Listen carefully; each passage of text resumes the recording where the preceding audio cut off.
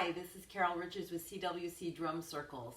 I am going to show you how I made a tall standing drum using the Remo Rhythm Lid. This is meant to go on a 5-gallon bucket. And if you see one 5-gallon, this is two stacked together, but you can sit and play on it great. But if I want to stand and do some drumming while I'm standing, or if you're working with somebody in a wheelchair and they need something up higher towards them, this is how you do it. So you're going to start with two 5-gallon buckets. Be careful of getting super cheap ones. They're kind of thin and they probably won't work that well. They'll probably crack really easy. You're going to need to drill a hole. So you need two buckets. You're going to need to drill a hole in the bottom of the both to fit a bolt. Now your bolt,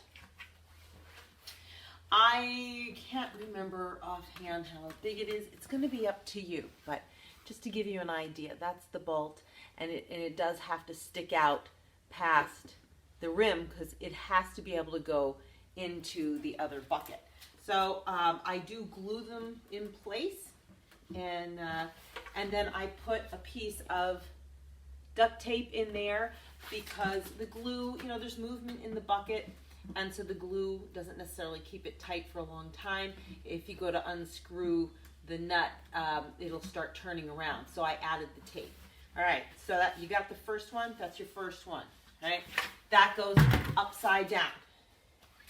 Your second one, right? You draw the hole. You drill the hole through there too, and I add a washer for strength, and then there's the nut to go on there. I did glue this, but again, it gets some abuse a little. It flexes a little bit, and those pop off. Not a big deal. So you're going to put that right on there. All right, and I put the washer on. Then I put the nut. If you want to use a wing nut, use a wing nut. If you don't need to, wing nuts are more expensive. I'm cheap, so I didn't use a wing nut. I used one, and yes, they are good. All right, when you crank it down, just by hand tighten. If you crank it down super hard, right, you could crack your bucket, and it's unnecessary. All right, now they're together. They do wiggle a little bit, right?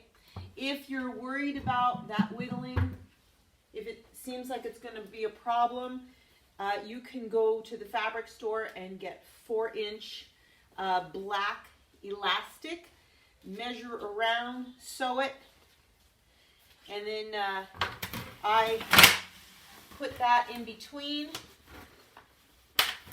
and it adds stability so that I know that can't, it depends how rough you handle these. If you're really rough on them, then you may need them.